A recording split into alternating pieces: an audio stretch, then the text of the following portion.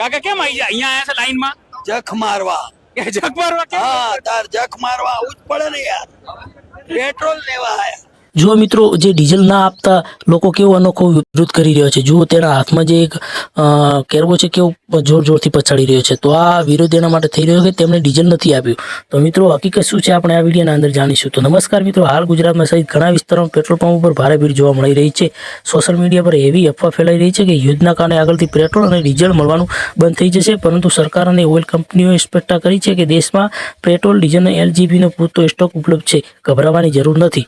અમદાવાદ અને ગુજરાતમાં કેટલાક શહેરોમાં લોકો ડરીને ફૂલ ટાંકી ભરાવા દોડી રહ્યા હોવાથી પેટ્રોલ પંપ પર લાંબી લાઈનો જોવા મળી રહી છે. કેટલાક વિસ્તારમાં સપ્લાય અને વધેલી માંગના કારણે સમયસર મુશ્કેલી જોવા મળી રહી છે, પરંતુ દેશભરમાં પેટ્રોલ ખૂટશે એવી સત્તાવાર કોઈ જાહેરાત થઈ નથી.